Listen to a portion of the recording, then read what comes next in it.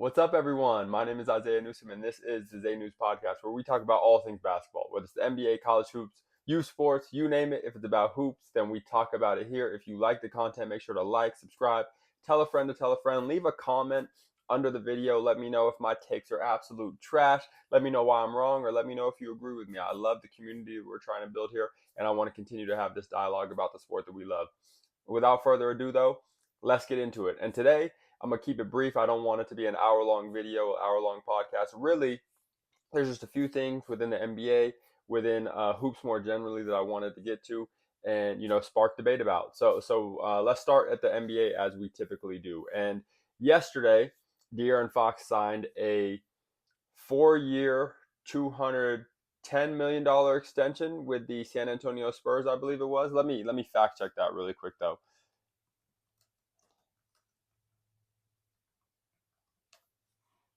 Let me fact check. Excuse me, the numbers were off. So yesterday, De'Aaron Fox signed a 4-year, $229 million max extension with the San Antonio Spurs, locking him in with them over the next 5 years. I think this extension doesn't start until after next season, if I'm not mistaken, but I could be wrong there. But anyways, they lock him in. They had to do this, right? The Spurs are an excellent organization, well run. We already know the deal with the Spurs, but the Spurs had to do this, right? You trade assets for De'Aaron Fox at the middle of the season before the trade deadline, and it'd be dumb not to do this, right? And give him the opportunity to walk at another point in time. I think De'Aaron wanted to be there. I think the Spurs wanted him there, regardless of the drafting of Dylan Harper and some of those young guards that they have over there on that roster. De'Aaron Fox is a proven high level, all-star caliber guard year in, year out. He's going to give you 25 points a game. He's extremely clutch, right? In the fourth quarter, he's one of the best fourth quarter players, across the last 4 or 5 seasons. Excellent in the mid-range, excellent getting downhill, putting pressure on defenses, and an excellent complement to what they're trying to do over there and what they're trying to build over there with the young talent that they have and guys like Wemby, obviously. You know what I'm saying? So I think you have to do this. And more to the point, right, from the Spurs perspective, you trade for this guy, you lock him in, and now he holds value for you for the next 4 or 5 years until I think this contract will run through 2029, 2030.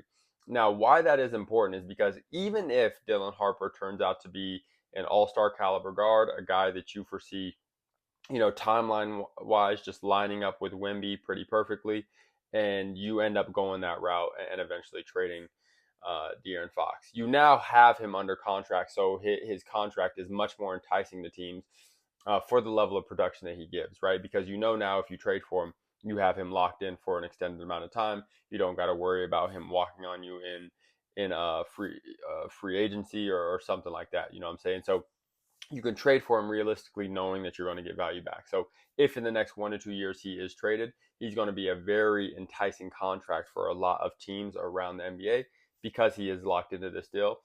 And I could see him, if, Harper ends up, maybe blossoming before we would have expected, being a potential carrot that they could dangle in front of teams and, get some assets back or what have you. But I could definitely foresee that. I think for now, the intention is he's, starting point guard, one of the best point guards in the league. He's going to be playing alongside Wemby. He is, and honestly, I think the Spurs should compete for a legitimate playoff spot this year. Now, when I say legitimate, what I mean is like a top 6 spot. Like, this team right now should be good enough to go and compete for one of those 6 spots and not be a play-in team. I think, as long as Wemby's on the court for 70 games, one of the best defensive players in the league, you now have a offense around him, guys who can, put him in the right spots to be successful. He's not going to have as much of a demand on like being a great isolation scorer, because he's a good isolation scorer, but I don't think he's at the point yet where he his game is polished enough where you can just throw him the ball in the mid post and say, go get it for me. Throw him the ball, because he likes to play on the perimeter, and say, go be our primary playmaker. But they have guys around him now where he can highlight his best attributes. So being a rim running big, extending the floor, picking and popping, um, rolling and catching lobs, playing in, on the weak side and playing in the short corners when a guy like De'Aaron Fox, who's so dynamic, is getting downhill. So I think De'Aaron Fox, now that we're going to get a full year of him, is really going to unlock some special stuff in that offense. And then you got, Vassell and all these other guys who are going to continue to grow, get better, and be great for this team. This team should compete. Honestly, this may be a bold statement because this team just made the Western Conference Finals 2 years in a row. I like the Spurs this year better than I like the Timberwolves going into 2025, 2026. Let me know if I'm crazy. But I like the Spurs in this upcoming season more than I like the Minnesota Timberwolves. I think they are improving at a greater rate. They have done more to improve their roster for this upcoming season than the Minnesota Timberwolves have. And I wouldn't be surprised, right? Remember, they have arguably the best defensive player in the league on their team in Wemby. They have a perimeter scoring threat who is pretty comparable from an offensive perspective. I don't think he gives you what Ant gives you on the defensive end by no means, right? But I think comparable levels of production on the offensive end of the floor in De'Aaron Fox. And then they got young pieces who are hungry, who can defend. They got a system in place that is well oiled. This is my hot take. I think the Spurs are going to be a better team this season than the Minnesota Timberwolves will. I could be crazy, and don't get me wrong. If Anthony Edwards takes that leap that we've been seeing him make year in and year out, and this leap ends up being him catapulting himself into like MVP discussions, and now he's a top 3 leader in MVP votes and all that sort of stuff, I could look very silly, and I am not afraid of looking silly. If I'm wrong, that's okay, right? I'm okay with being wrong. But if not, right, let's say he has a more mild progression, a more, let's say, realistic. I don't know if that's the right word to use because he's an exceptional talent. So what's realistic for a guy like that? But let's say he just has a more modest improvement into next season. And, a guy like Gobert, 1 year older, he regresses a little bit. A guy like Mike Conley, 1 year older, he regresses a little bit. Um, um, the rookie point guard name escapes me off the top of my head, but let's say he's just not quite ready yet to fill in for Mike Conley. And, they just don't take the leap that we would hope they would make. I could see the Spurs coming in and superseding them. I could really see that, and that's going to be my hot take. I think the Spurs will do that this year. I like where the Spurs are at, man. And anytime you have a defensive catalyst, backbone, guy who is a generational defensive player, to put it mildly, right? Like Wemby is a rare case scenario where his offense can supersede the highest level, or excuse me, his defense can supersede the highest levels of offense, right? And it could counterbalance that stuff, right? Most of the time when you're hearing about guys who are great defenders versus great offensive players, we usually edge the offensive players. You know what I'm saying? Steph Curry over whoever. You know what I'm saying? Like Joker over Dwight. No, I don't know, but off the top of my head. But you get what I'm saying, right? Whereas great offense supersedes great defense. That Wemby is an exception to that. He is such a game-altering defender that his defense can outpace the best of offenses, right? The most incredible offenses. That's how good and how impactful his defense is, right? And I think that can't be overstated enough because when he's on the court, he covers so much distance. He's so long. He changes so many shots. He's in passing lanes even because he moves his feet so well as a big, right? Like he's everywhere on the court. So when you have that as your pillar and as your backbone, and then you add a guy like De'Aaron Fox and you add rookie guy like Dylan Harper, who I think is going to be great off the bench, could they could have 2 rookies of the year in a row. You know what I'm saying? Who now obviously you got Cooper out in Dallas, but as guys like they have such a prominent and deep front court that who knows? I think he's still going to be productive. He's probably going to average like 18 and 9 or something like that. But you get what I'm saying, right? Like Dylan Harper could be in the running for that, right? Like I could see Dylan Harper coming off the bench and giving you 16 and 5 or something like that, being the second primary ball handler, etc. So I like where the Spurs are at. I really like where the Spurs are at, and I am I'm willing to die on that hill. I'm willing to stand there. I'm willing to stand there and say I think the Spurs will have a better season than the Minnesota Timberwolves next season. I think they're comparable teams. I think now they have a legitimate star guard in De'Aaron Fox, and Wemby's just going to be a year better. So if Wemby can be healthy, and I think he hasn't shown us signs, blood clots are just one of those things that out of your control. But he's shown he can be on the court, he can be present. He's not a guy who's injury riddled or anything like that. I love their chances. I love their chances, and I think they should consider themselves a shoe-in for one of those top 6 playoff spots. That should be their goal. That should be what they're striving for, and I think they're good enough to get it done. But moving on. I wanted to talk also about something maybe a little bit more not fun, I guess, a little bit more on the negative side of things, and that is just Joel Embiid. So obviously, a few weeks back, article comes out of Joel Embiid talking to a reporter. Just it was a very down to earth moment for him. I think it just reminded people that NBA players are human.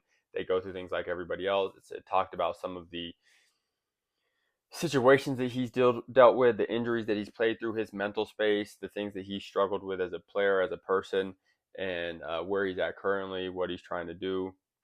And I think it just gave a great insight into Joel Embiid, and it made people hopefully more empathetic to what he's gone through, because he's a guy who's a competitor. He's tried to play through multiple injuries, probably at his own expense in a lot of ways, right? Like a guy that size, you start having repetitive knee issues, repetitive soft tissue issues and injuries. That stuff can end up bleeding into the rest of your life later on. You know what I'm saying? And that's something that you take with you and you got to live with for the rest of your life, which is unfortunate. So I say all that to say, right, like he's a guy who has tried to compete through multiple injuries, tried to put his best foot forward, has sometimes came short, but when he's, healthy, or I don't know if he was ever truly 100% healthy, but like when he's even 80 to 90% healthy, like he's one of the best players on the planet. And that's insane to think about. And maybe the most productive player on the planet when you're talking about the minutes he played and the numbers he produces in those minutes. It's mind-boggling, right? Like you're talking about 35 and 11. Who does that? Who does that from the center position? But the reason I wanted to bring him up, I wanted to set it up that way because I think he's a guy who deserves respect and reserves to be appreciated for the player that he is, the mentality that he has, the will that he has to try and continue to play, right? I think all of that stuff should be respected. But unfortunately, some reports have came out, I think as of today, yesterday maybe, that his knee is still not in a great place, and the franchise and himself, they're uncertain if he's going to be ready to go come training camp time. And that's unfortunate, right? Like he took most of last season off. He ended up getting surgery. I don't know why they waited so long for him to get surgery. I think, honestly, like right after like October or November last season, you probably just, when you see how that season's unfolding, I think you just do it. You know what I'm saying? You just, at that point, you sit him for the season. It's not going great. You got guys who are in and out of the lineup injured.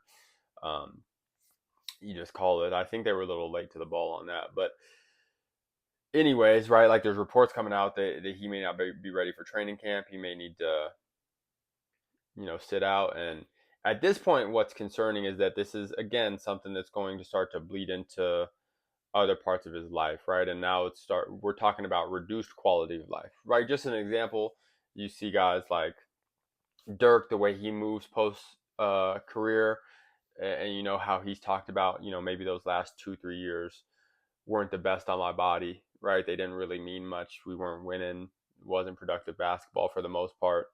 I stuck around. I was a great leader, etc. But in terms of my overall well-being, those years probably didn't do much in terms of me being able to move as much as I would like to, be fluid, that sort of stuff. And I can empathize with that. You know what I'm saying? And for a guy like Embiid, he's probably 70 pounds heavier than a Dirk, maybe more. You know what I'm saying? He's just a massive human, a few inches taller, thicker, fuller shoulders. So imagine a better athlete, even like imagine a guy that big moving at that speed with these injuries already compounding. Like it's just going to continue to happen, Like I don't know if at this point there's enough time in a day to fix these imbalances and get Joel's movement patterns, better, fix him, from a biomechanics perspective, and get him to a place where he can consistently see the court and not have these flare ups, these lingering issues and stuff, right? Like some things are just too demanding for some people.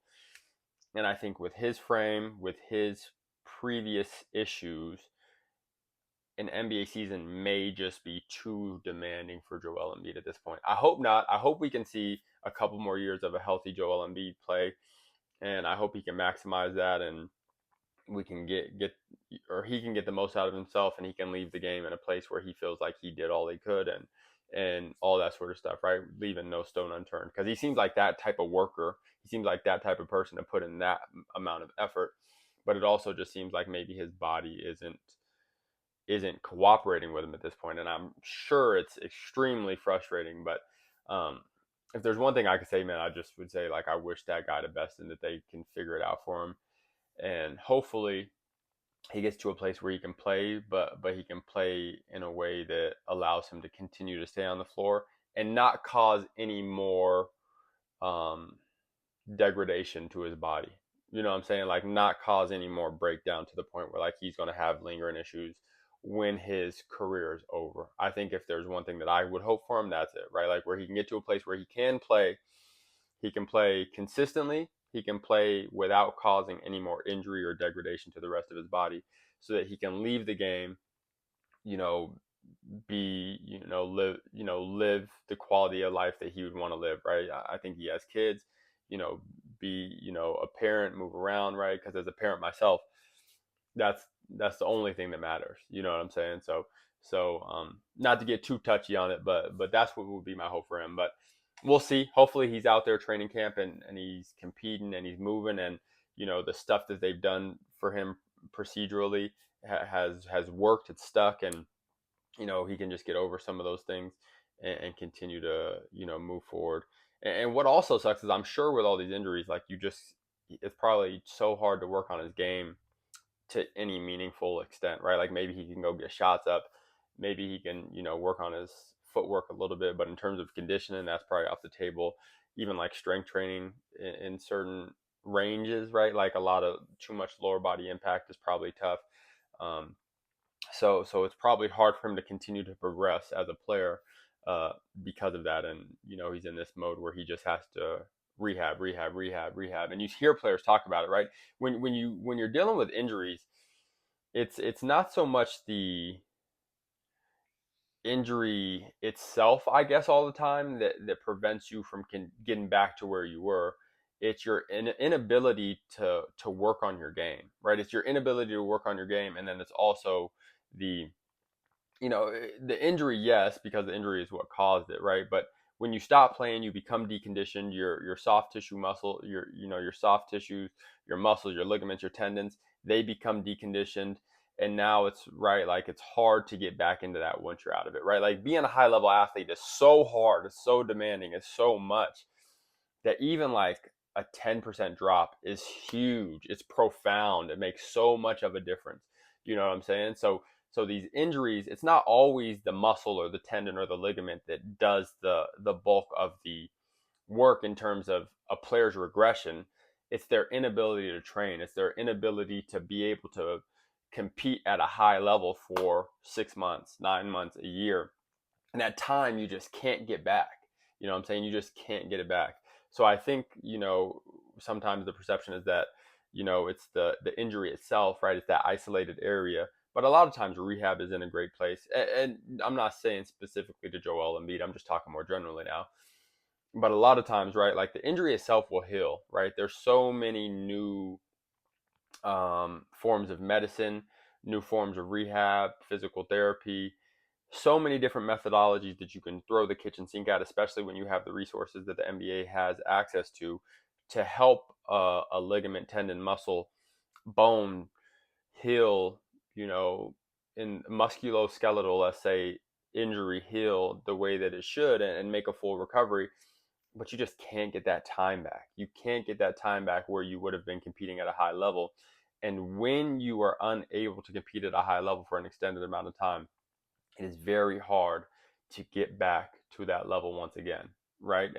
And it's just getting back to that level is hard. Now imagine trying to get better throughout that process, right? Become a better basketball player, improve your footwork, improve your skill set, because you're just limited. You can't do these movements. You know what I'm saying? So as much as it is the injury itself, that makes it tough, it's also what the injury prevents you from doing, is my point, right? Like, not being able to train at that level is equally as important, right? Your muscles atrophy, all this sort of stuff. So just a point I wanted to make. And that actually rolls me into my next topic that I wanted to talk about. And I want to see what you guys think. These players, not just NBA players, NFL, NHL, any professional athlete, they put their bodies through so much. Professional athletes put their bodies through the most extreme of trainings, of competition, of rehabilitation, of it all, right? They put their bodies through the most extreme. And when they get injured, they are expected to rehab just like anybody else. I would fully support if these leagues, especially for very specific high trauma injuries, I would fully support these leagues allowing these players for these small windows to take performance enhancing drugs and steroids. I want to be very clear here. I don't condone it. I don't subscribe to it for just general use. For anything outside of extreme, anything outside of very high trauma related injuries. So, Achilles injuries, ACL injuries, broken large bones, tibia, fibula, broken arms, any injury, any musculoskeletal injury that will cause extended amounts of rehab, extended amounts of rest, recovery, surgery, and as a byproduct will cause large amounts of atrophy at the muscle, but also degradation of your joints and ligaments, your ligaments and tendons. I fully support the idea that those athletes in those situations with those injuries should be allowed to use performance enhancing drugs and steroids as a part of their rehab process. Most of these leagues have specific rules and are very hard on these sorts of things.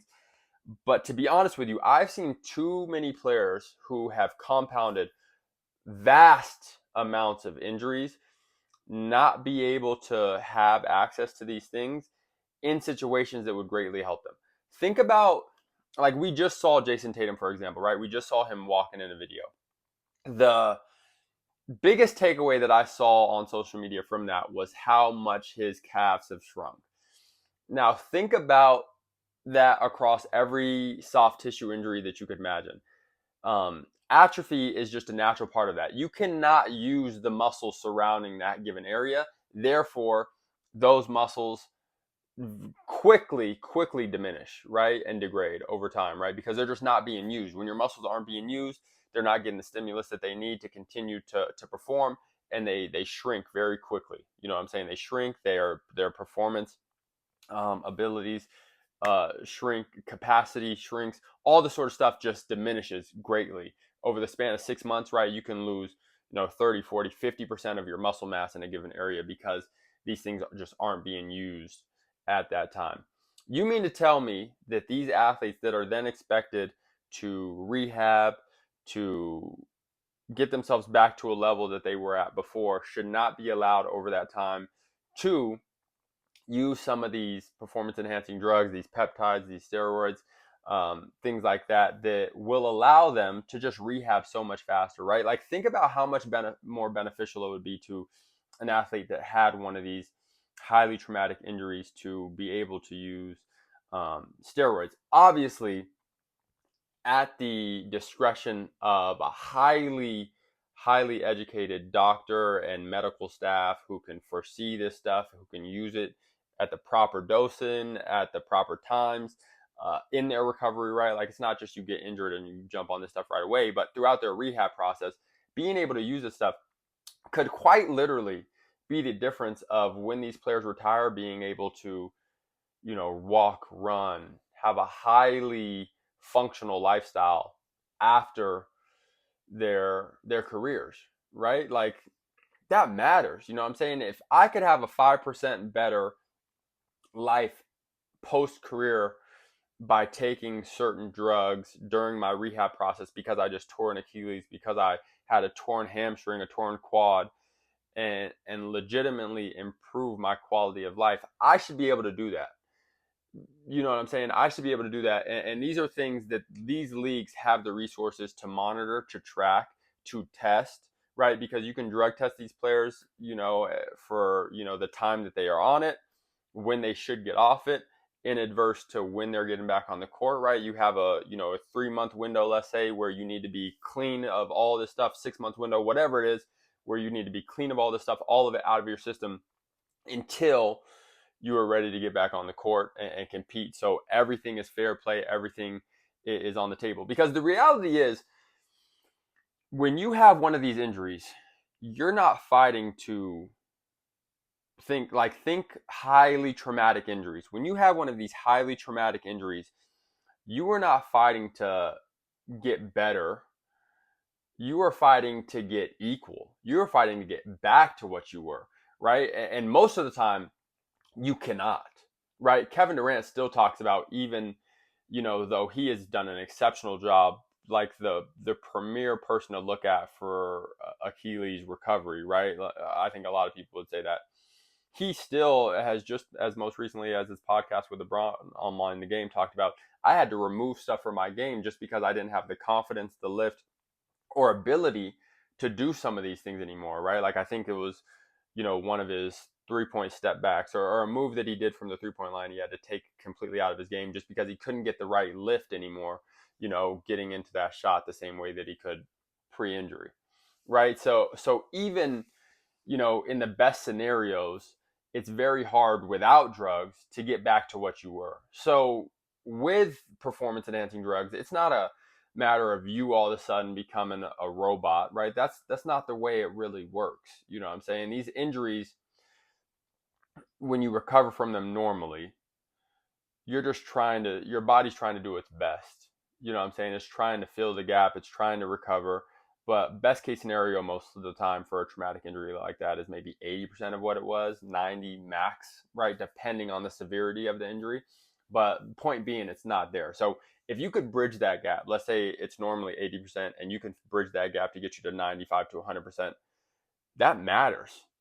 That should be allowed. That should be, right? In a vacuum, in these specific scenarios where these injuries are prominent, where where these injuries can cause lasting damage to a player, right? To where they can't live the same lifestyle, but they've given the game everything. They've given your league millions of dollars in viewership and ticket sales and jerseys sold and merchandising. They've given so much to the game, to the fans, to the league, and they're left.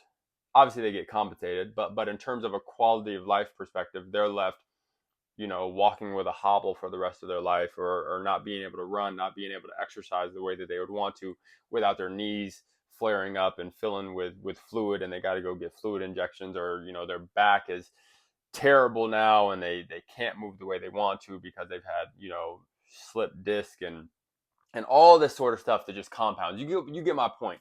I would fully support a league that allowed people who have faced traumatic injuries throughout their career to take performance enhancing drugs in a vacuum of their recovery. So you get injured, it's a year-long recovery process.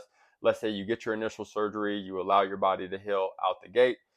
Month 2, when you're able to start walking, put weight on it to do more, to rehab, performance enhancing drugs in that vacuum from month 2 to month 8, where you're at a point where remodeling is happening for your ligaments, blood vessels are working, you're trying to reduce inflammation and, you know, the restructuring, the scar tissue that's coming in and working and all this sort of stuff and doing its thing throughout the whole rehabilitation process, everything that happens, right? You're allowed to take performance enhancing drugs in that window. One, to prevent your muscles from atrophying so greatly, right? And to keep them at a level that can sustain capacity for what you're trying to accomplish, which is professional athletics.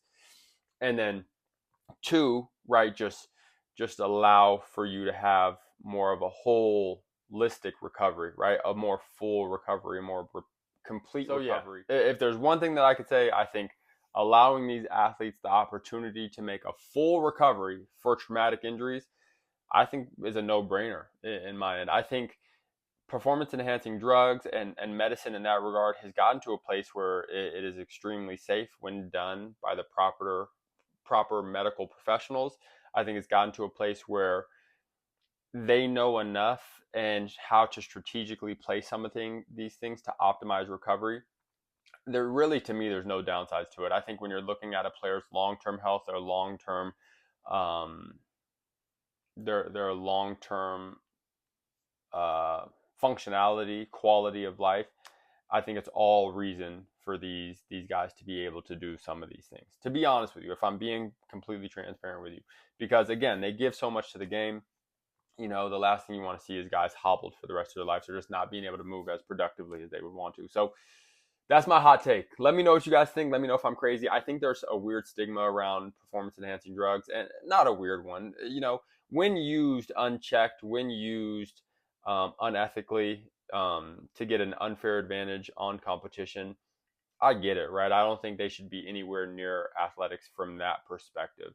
But I think when we're talking about quality of life, when we're talking about these people have to live 40, 50 years post their playing career, and, you know, they're walking away from the game at 35 years old and can, you know, hardly move because of the mileage, because of the injuries that they've played through, because of the damage that they've done to their body.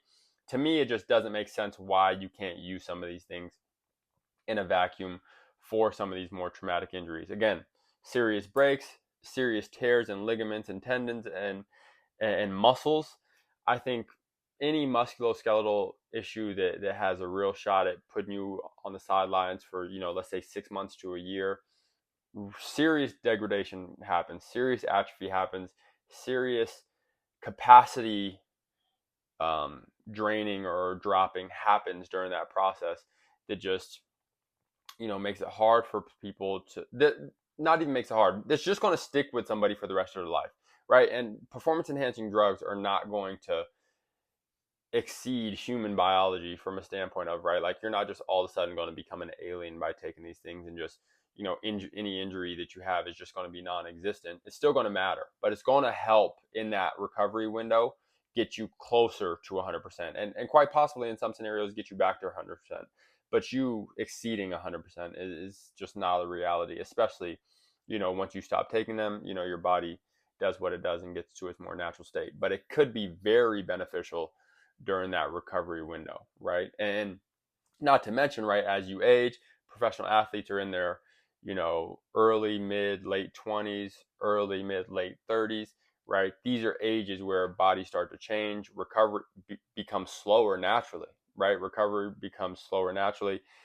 It's extremely hard for a man past the age of 30 to, like, especially with the training demands that these guys have, these women and men have, to build muscle, to build, you know, stronger ligaments, tendons, stronger bones. It is hard for people who are already at the peak of athletic potential to further that. Meaning, once you already start to diminish, it's hard to get that back is the point. It's so hard. It's harder than just like a normal person who's been sitting on their couch who hasn't been doing anything, losing 20 pounds or gaining 20 pounds of muscle. That's different. These people are already at the pinnacle of athletics. To try and all of a sudden get 0.5% better is dang near impossible, right? Like you're fighting for every 0.01% in your recovery process. And that doesn't change because you got injured and your muscles atrophied. It's still hard to make those improvements. And that's the point, right? That's the point that I'm getting at. These guys are already putting so much stress on their body. They're already at the pinnacle of athletics. For them to try and come back and perform at 100% is dang near impossible after a traumatic injury. Let these people have access to some of these medical resources that could be so beneficial for them and allow them to leave the game when they're done with it in a better place than they would if they didn't have it. And I think this Joel Embiid is just, to circle all back, Joel Embiid is just a perfect example of this, if I could be honest. Joel Embiid is an example of some of these medicines that are not accessible to professional athletes would probably really help him. Not saying it'd be the cure and fix everything, but I imagine his quality of life leaving the game with some of these performance enhancing drugs, post surgeries, post injuries, could really help change maybe the progression that his quality of life is on post playing career. So that's how I tie it all back together. But that's it for today, guys. Just wanted to stop on that. Sorry, I had a pause mid video. Had a notification that messed up my video. But anyways, it's been great, guys. I always enjoy talking to you. If you like the content, make sure to like, subscribe, leave a comment. Let me know if I'm tripping. I'm sure me saying that performance enhancing drugs should be allowed in this vacuum may be a hot take to some, and maybe a lot of people won't agree with it. But to be honest with you, when you're talking about somebody's quality of life, I'm empathetic to that, and I think people should have the opportunity to make as full of recoveries as they can in these specific situations. But let me know what you think. I'm interested to hear what people think in regards to that. Wish you guys the best. We'll see you next time. Peace.